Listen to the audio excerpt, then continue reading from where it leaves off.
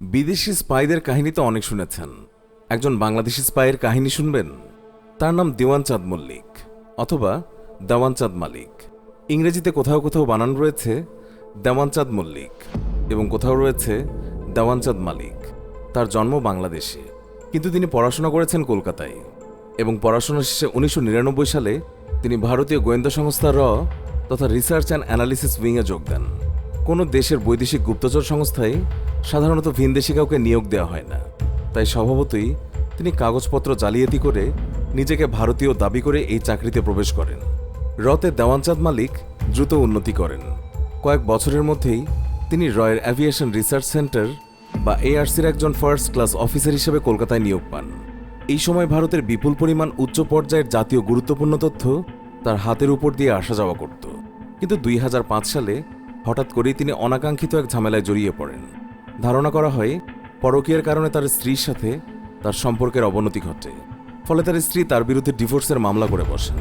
এক বর্ণনা মতে এই সময় তার স্ত্রী কোর্টে প্রয়োজনীয় নথিপত্র দাখিল করলে তার প্রকৃত পরিচয় ফাঁস হয়ে যায়। কিন্তু অপর এক বর্ণনা মতে তার স্ত্রী নিজেই নাকি ক্ষিপ্ত হয়ে রয়ের অফিসারের কাছে তার বাংলাদেশি পরিচয় জানিয়ে চিঠি লেখেন। পরিচয় ফাঁস হয়ে যাওয়ায় 2005 সালের এপ্রিল কিংবা মে মাসে মালিক আত্মগোপনে চলে যান। কলকাতা পুলিশের মাধ্যমে তার বিরুদ্ধে ওয়ারেন্ট জারি করে। তাকে খুঁজে বের করার জন্য দেশের প্রত্যেকটা এয়ারপোর্ট, সিপোর্ট এবং রেল স্টেশনে তার ছবি পাঠানো হয়। কিন্তু ততদিনে তিনি যেন পুরো হাওয়ায় মিলিয়ে গেছেন।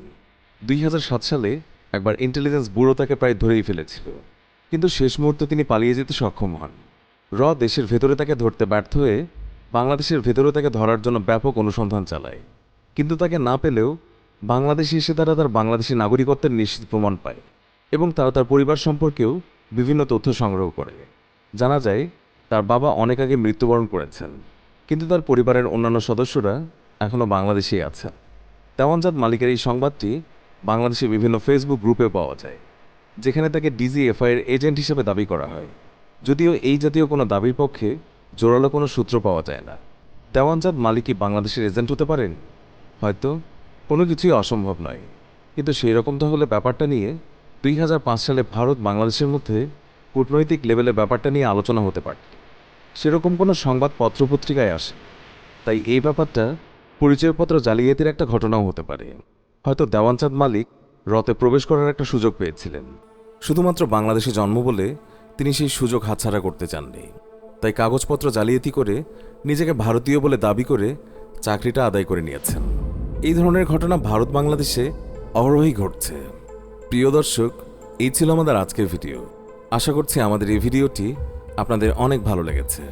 ভিডিওটি ভালো লাগলে অবশ্যই একটি লাইক দিন এবং অনেক অনেক শেয়ার করুন। আর এখনও যদি আমাদের চ্যানেলটি সাবস্ক্রাইব না করে থাকেন, তবে এক্ষুনি সাবস্ক্রাইব করে পাশে থাকা বেল আইকনটি ক্লিক করুন। এতে করে আমাদের নতুন ভিডিও নোটিফিকেশন সবার আগে পৌঁছে যাবে আপনার কাছে। এতক্ষণ ধরে আমাদের ভিডিওটি দেখার জন্য অনেক অনেক ধন্যবাদ।